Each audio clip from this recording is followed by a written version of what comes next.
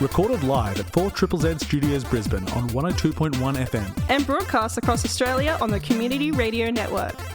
You're listening to Z Games. With 10 years experience and over 500 episodes, Z Games brings you the best in gaming news, reviews, community and culture. Want to reach out? Message us on Facebook at ZEDGamesAU. hey, hey, hey. Hey, hey, hey. Hey, hey, hey. You're listening to Z Games here on 4ZZZ. I'm Maylee, and I'm in the studio with...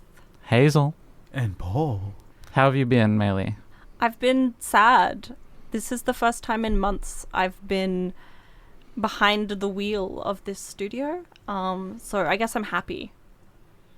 I'm in a weird headspace is what I'm getting. But I'm excited because I get to spend tonight talking about video games with you. And then afterwards, I'm heading down to Netherworld. Why would you be heading down to Netherworld? Heading to the Nethers. Heading down to Netherworld That's what because they say. We are there with our friends tonight. Well, not us, but other Z gamers. Currently, we're running a indie dev showcase. That's what it's called. Yes. Yes. Yes. Yes.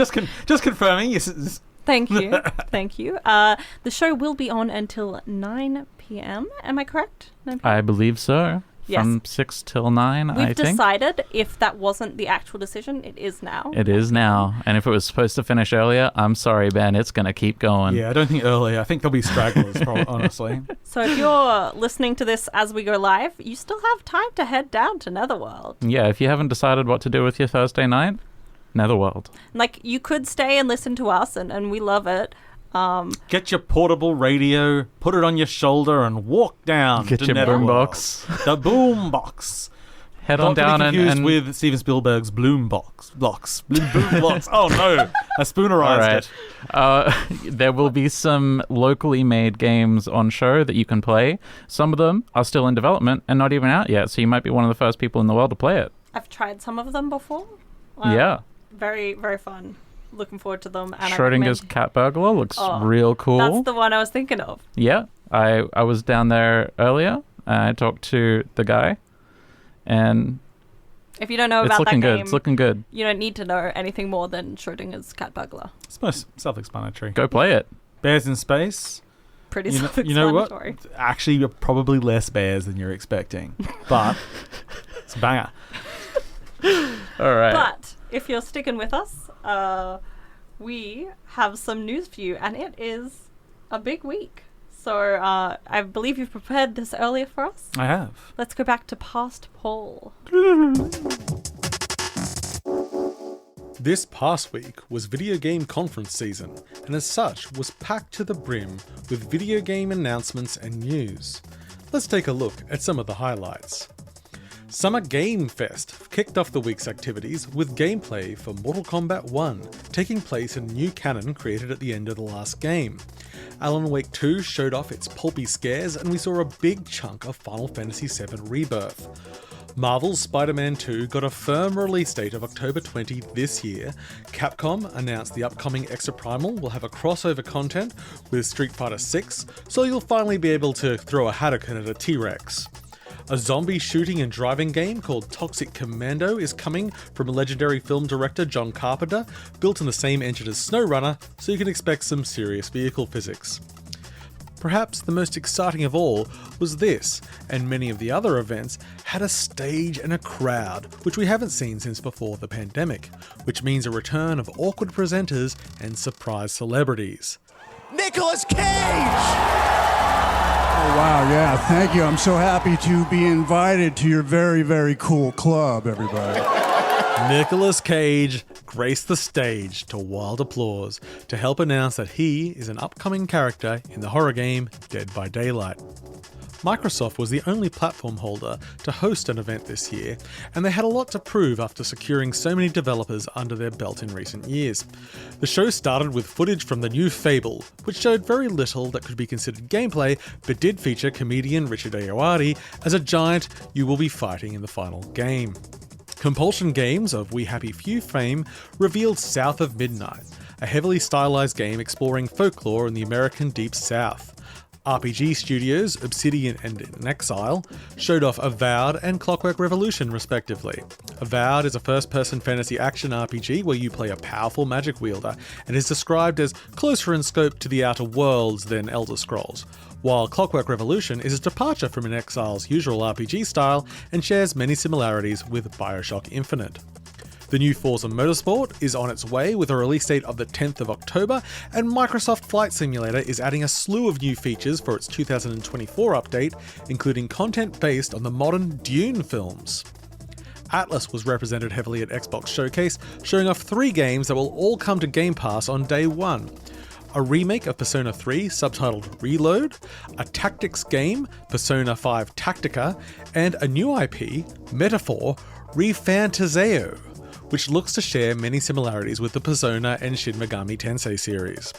Sea of Thieves is getting a new campaign based on Monkey Island.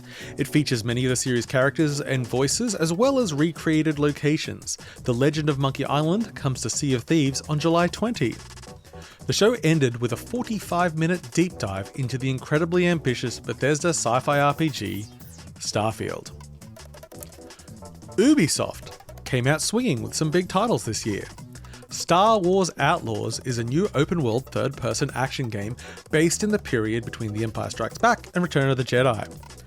Avatar, Frontiers of Pandora, based in James Cameron's Avatar universe, is a canon story that will fit in with the movies. You and a friend in co-op can explore the world of Pandora in first person, fighting the RDA and riding animals of the planet. It only looks a little bit like Far Cry. While the remake of Prince of Persia: Sands of Time is still missing in action, a new game in the series was revealed. Prince of Persia: The Lost Crown takes the series back to its side-scrolling roots, but also moves to a Metroidvania-style structure with a focus on combat, fast action, and time-based magic.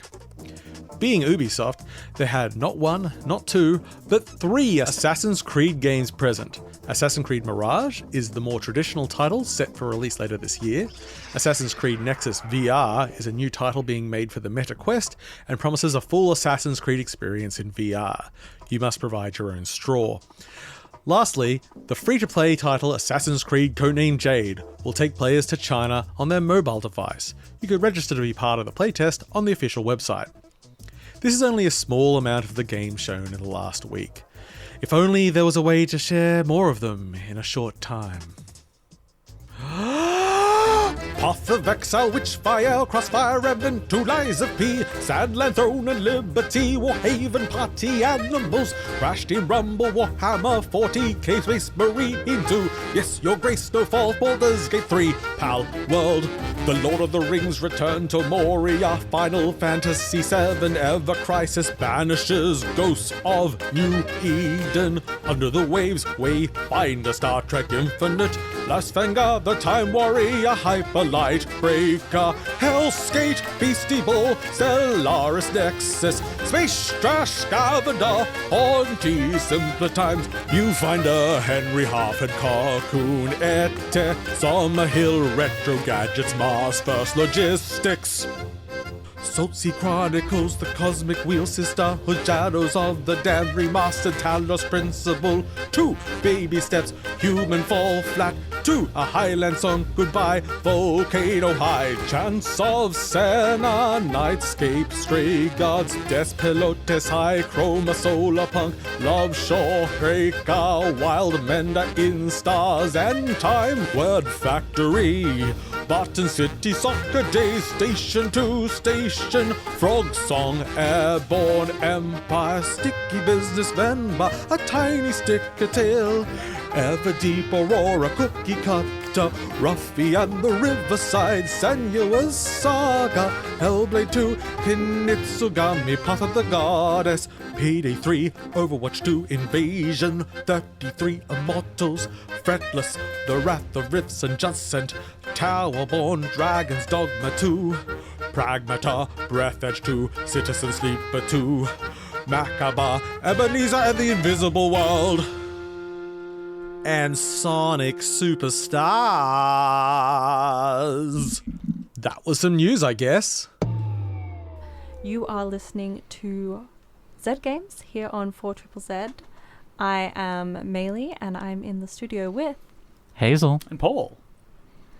I played a prank. I didn't let them know that we were going to air until a bit before, That's so okay. we're a bit shaken up. I'm always ready to go. Yeah. I was actually really impressed. I'm like, we're on in 5 seconds, and we're just cans on. You off we too. go. I answer the phone all day for a job, so I'm proud of you. I'm always ready to go. I ignore the phone all day for a job. I can do things instantly.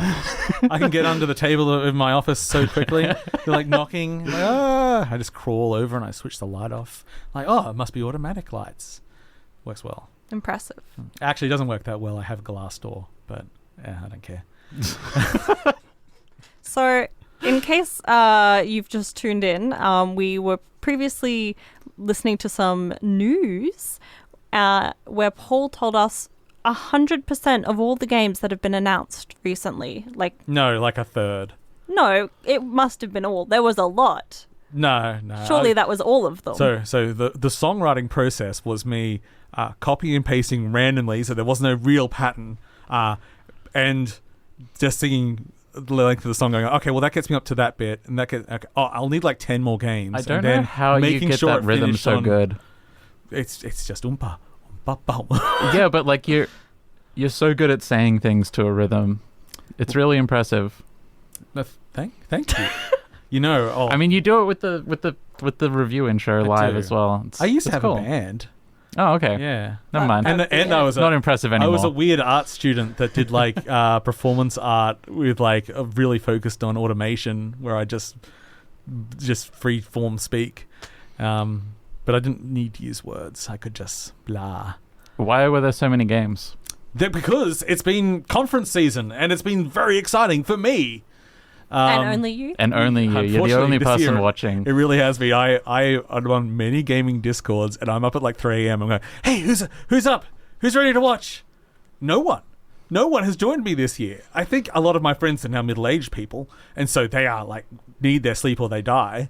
But here, we now have the opportunity for you to have a little personal Discord chat with all of the listeners. With everyone. It is difficult, though, because, one, my main interest is small things that maybe don't really get a lot of attention. There was... I'm just going to shoot on tangents. One that just came out on PC Gaming Show, Macabre.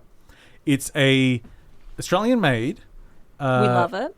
Survival... we love it. Horror. We love it. Extraction sort of shooter.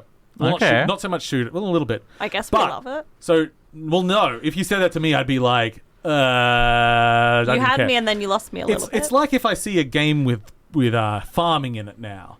Unless it's got some real twist, I am just moving on my brain real quick. I've seen this. But it's funny. It's got like humor. Yeah, so there's that levity in the horror. So it's like it's a bit of some guy sort of like made a device that will sort of return you if you get killed. So it's not too bad that you're going to go in and get slaughtered. And there is just some funny dialogue. So it's like play with your friends, but you still might get your face ripped off. So it's still tense, but it has the levity to it. I'm like, I'd like more horror that does that. Humor. Yes, very much so. Yes. So that's good. But great. Yeah, we had all the big heavy hitters. There's, of course, Starrim or whatever. What's the Garfield? Starfield. I was like, man, I give it so many wrong titles on purpose. I'm starting to. I just called it Garfield, and you didn't even notice. It's me as well. I didn't notice. Like, I'm stealing that joke from back pocket. I'm sorry, Hex. No, I think it's fine. It's not for me. But if you're into your Bethesda RPGs, it's huge. It's ambitious. You can make your own starship. You can fly around. But out of the mainstream things, I actually just really, really loved the new Prince of Persia. It is a 2D side scroller again, but it actually kind of reminded me of Guacamelee with its combat. Oh. Like lots of heavy combat, lots of big monsters you're fighting, but also they integrate some time mechanics so you can sort of say a boss has an unblockable move, but it actually takes up half the screen, so you can't dodge past it anyway. That's okay, because you can just reverse time to when you were on the other side of the monster and stuff like that. So it looks really kinetic and fast and just really solid. So that was probably out of the big mainstream stuff. But, then we had new Capcom games. I mentioned in the news, Street Fighter 6 Cross Exoprimal, the new dinosaur shooting game. So you can play like an android version of Ryu and throw a Hadouken at a T-Rex. I'm like, I like silly. Good job, Capcom. You guys are knocking it out of the park. It's been exciting. It's still not completely over. There's still a couple of conferences and stuff left. And I actually didn't even get a chance to fully finish watching Upload VR, which was this morning, showing off new VR games. Although there's been a good couple of little VR games. There's a VR remake of The Seventh Guest, the old PC adventure game, which actually looks pretty rad. Isn't that from the 90s? Yeah. My God. Yeah, the 90s. No, I'm just trying to think about like how you would turn that into VR because...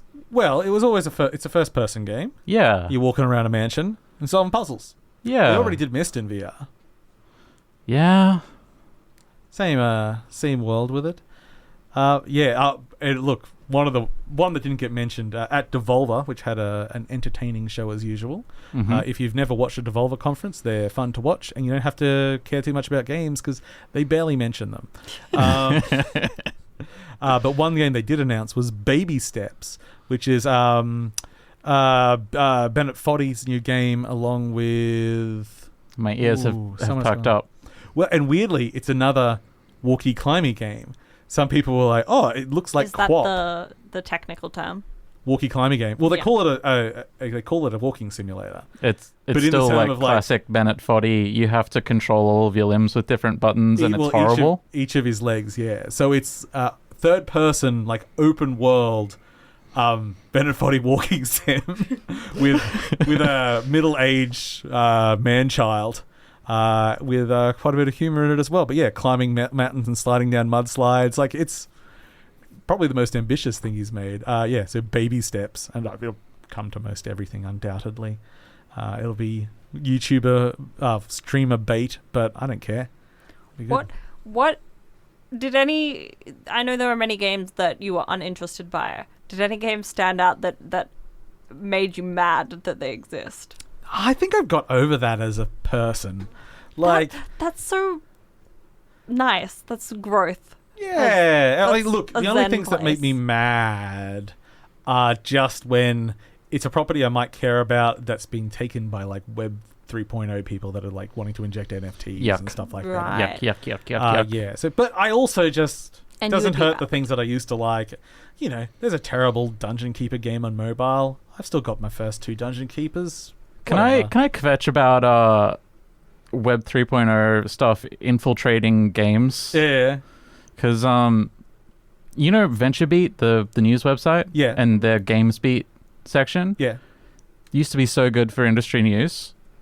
Now it is like all just, this game has NFTs, you should invest in it. I love investing in games. What a good... I like it when my hobby becomes my job.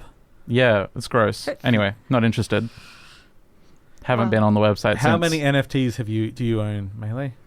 Got some of those monkeys? I have drawn art which has not been shown to or published anywhere. Shown to anyone, published anywhere. So it's my own little personal NFT called a drawing.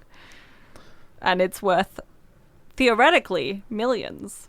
Millions of Melee bucks. It's literally priceless. Until I show it to anyone, because you haven't put a price on people it. can't tell me that it's not worth millions and that I'm not the next Da Vinci. Yeah. If I showed it to someone, they'd probably say no. This is some kind of philosophy. This is Schrodinger's... Going too far off Schrodinger's games, cat really. Anyway, I think we've gotten through, what? Half 3 of games? them now? I mean, we've barely mentioned anything, but there's just too much to mention. It'll trickle out of it. If you're interested, I suppose I'll pitch a website I have no association with. It used to be E3 Recap, and they changed it to Games. I'll just type it in and then I'll find This it. was all rehearsed and scripted, as you can tell. Obviously, I thought about this well in ahead because they had to change the name because it's a E3 good doesn't thing you exist don't have anymore. any affiliation with them because they would be mad right now. I mean, you can still get to it by typing in E3 Recap. It's just called gamesrecap.io now. And what they do is they link to all of the presentations, but they also link to all of the individual trailers and catalog all the games. So, Can you imagine if they paid for that promotion? Because like that, we would not be getting that money. Yeah, I mean, I think we who needs to know? would. Who needs to know the name of a thing that you're doing? Just go to the internet and type games, and you'll get exactly what you want. This is Z Games on 4ZZZ. I'm Maylee. And I'm Hazel. Thank you. No, you've made it worse. Now, What are we doing now? Well, we've spoken about lots of games that have been announced that are coming out that we can look forward to, but sometimes you lose a game that is dear to you. Sometimes you do. And it's important to take a moment to appreciate all the good times with that game. So tonight we're going to do that. What game are we celebrating tonight? Blazeball. A game that took up a solid year of my life, I think. Yeah. And it's gone. I don't know that much about the game, but I've listened to this segment, and I can tell you, if you're listening out there and you don't know much about Blazeball either, after listening to this, you may not understand Blazeball, but you will feel Blazeball. Because I feel Blazeball now. Everyone's been asking me for a long time to talk about Blazeball on the show, and I've always felt weird about it because I kind of tuned out in like 2021, and the game kept going, and the community kept going, and I had no idea what was going on. So I felt weird talking about it as someone who hasn't known what's been going on in a long time. But now it's over, so I don't have to worry about that. Hell yeah. Here we go. Let's get started.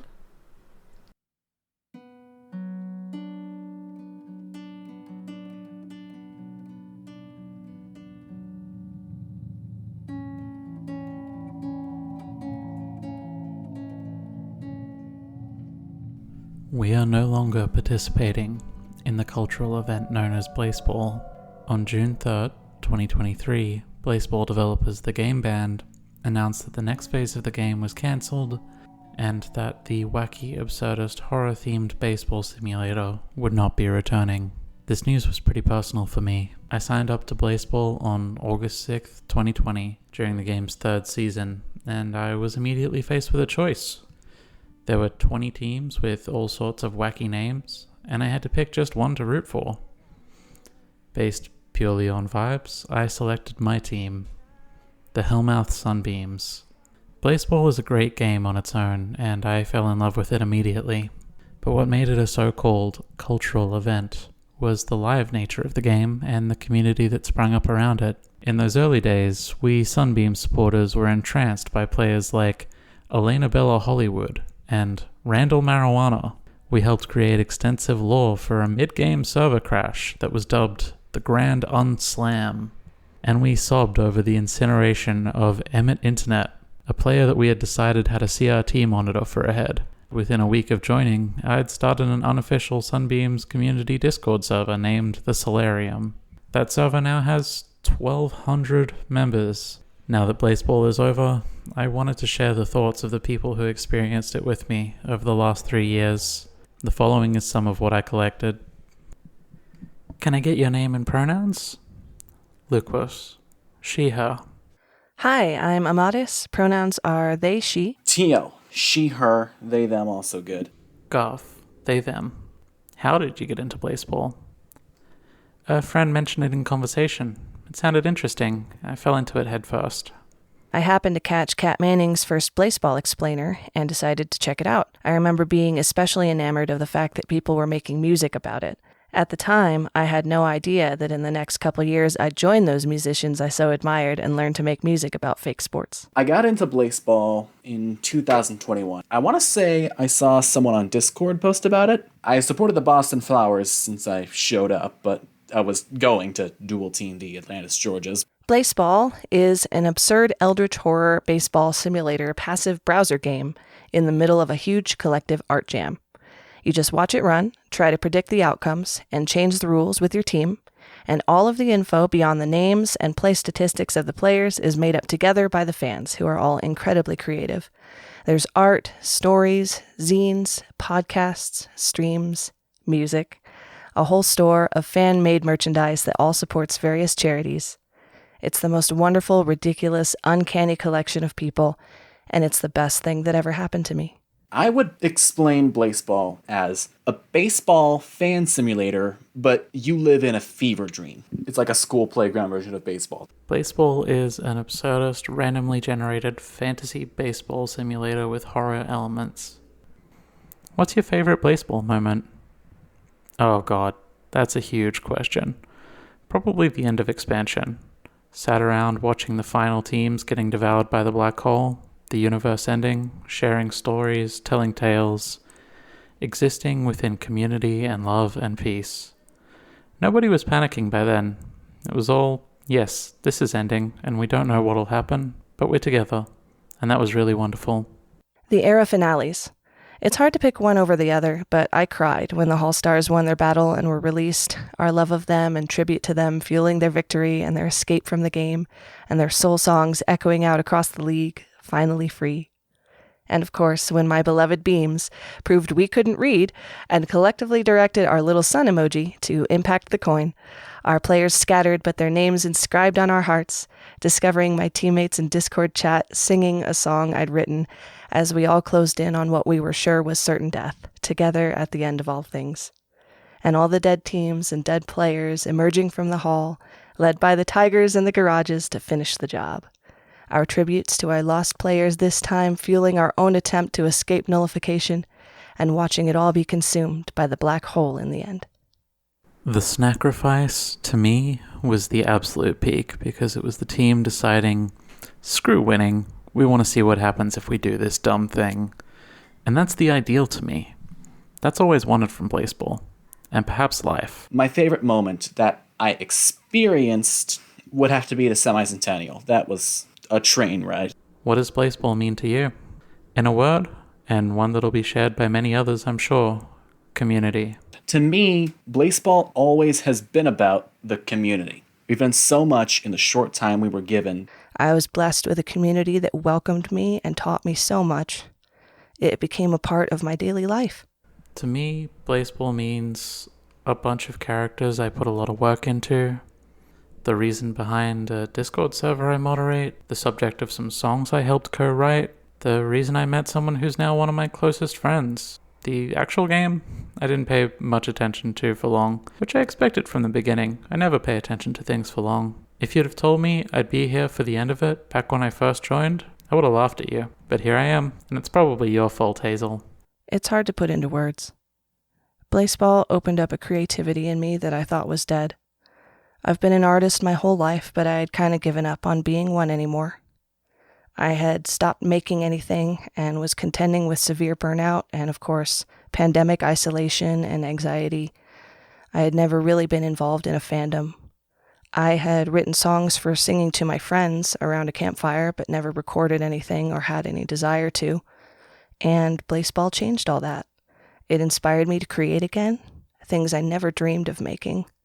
My every spare moment spent in team discords, writing lore and making music and running streams. I made so many dear friends. It became a conduit through which we could all process our collective grief for the world and anger at unjust systems and connect with people all over the globe to share what we had with each other through mutual aid and charity initiatives. Nothing's perfect, but Blazeball meant community. The game was never the point. It was always a springboard, a creative prompt. The game band created an amazing space to exist in, and I'm forever thankful. Blazeball taught me to grieve healthily in a way I'd never been able to do before. Gave me a space to explore gender and meet people I absolutely adore to this day. It got me back into writing, even just in a small way, and has left us with a veritable raft of collective fan work. The art, the stories, the music, the research papers and analytics, the community we share, and people we met will all outlast the game itself and be a lasting reminder of a fleeting moment of love and horror and grief and life coming out of one of the worst times many of us have lived through. Blazeball was fiercely queer, utterly unhinged, and I adored every second of it. And if I'm lucky, it's left me with people that I'll cherish for the rest of my life. I'm upset that it shut down, especially in this way, but I can't say I'm surprised. Looking back at the last few months, it was kind of obvious something was gonna have to give. So I think in the back of my mind, I expected something like this to happen, if not the infinite waiting. It still just kind of caught me off guard. devastated. I feel so adrift. I know it's just a game, and despite it taking up a lot of my attention, I always tried to keep a healthy relationship to it, but it felt like a gut punch to hear it wasn't coming back and everyone had been laid off. I was so looking forward to what the game band was making for us and what we would make in response. I'm sad and angry for the devs that were working on their dream project. The sudden end was a shock. And I feel for everyone that has to figure out how they move forward without ever being able to share what they were working on for so long. With it gone, there's a literal hole in my life that I don't know how to fill yet. As for what's next, this is not the end. We don't have to let it be the end. The game band may have left the plate, but nothing is stopping us from stepping up to the bat in their place. Keep making art. Keep writing stories. Heck, make a new sim if you want to. The community isn't dead. I've got some songs to finish and more to write. There are still so many amazing creative people still processing their feelings about the game and making wonderful art, and I look forward to following the work of everyone who ever had a hand in any of it.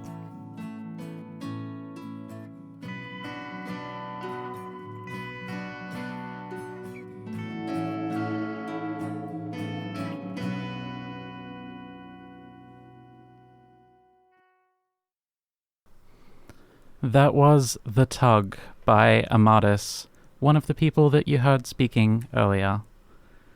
This is Zed Games. I'm Hazel, and I'm here with... Maylee. And me, Paul. Hi, me, Paul. Me, Paul is... Oh, I like that. That was a beautiful audio homage. Not homage. I think it was an homage. Yeah, tribute. Yes. Yeah. I hope I did a good job. You did. I felt the passion of the community. Yeah. Burning fire. We were just talking about Blazeball, well, the song is playing, and I say it's a bit like Eve, where from the outside the game is somewhat impenetrable without someone introducing you to it. But boy, the stories you hear from it are all very nice. Yeah. Yeah. Less people losing hundreds of thousands of dollars in Blazeball, though. No, there's all the currency is imaginable. All the currency is imaginary. Don't worry about it. But was there a dark side? Was there an underbelly? Not that I know of. I probably was. And I would have known about it. Writing prompts. There we go. Well, we've had a good show, but I'm afraid it's getting close to the end of the hour. Why are you afraid? Because it's then I have to walk. Be not afraid. Home, and it's scary out there. Let's hold hands and be strong together. You don't have to go home though, because you're right. I won't go home. We're going to Netherworld, where we, Zed Games, are hosting an indie game dev night where you can come and play some games made by local developers. It is happening right now for the next couple of hours. So if you don't have anything to do on Thursday night and you're near the valley, come out. The rest of the team has been working hard for hours already, and when we just not. We've been chatting. I don't know about working hard. I went in there earlier. Oh, they slacken. We'll have to go down there. It kind of runs itself, you know. Nah. Ooh, Sea of Survivors is there. Yeah. And many other delicious games for you to sink your teeth into. Any last words to our dearest listeners? Any last words before you kill me on air? No, off air. Okay. All right. Sonic Superstar! Sonic Superstar! Which is being made by the Balan Wonderworld team. So get excited. Nice. That's weird. Okay. Naka's in prison. Well, he's not in prison yet, but he's going to go to prison. All right. Good night, everybody. Good night. Good night. I will leave you with our little outro. Thanks for listening to Zed Games. Bye. If you'd like to listen to more, check out our podcast on Spotify. Or follow us on social media at ZED Games AU. See you next time.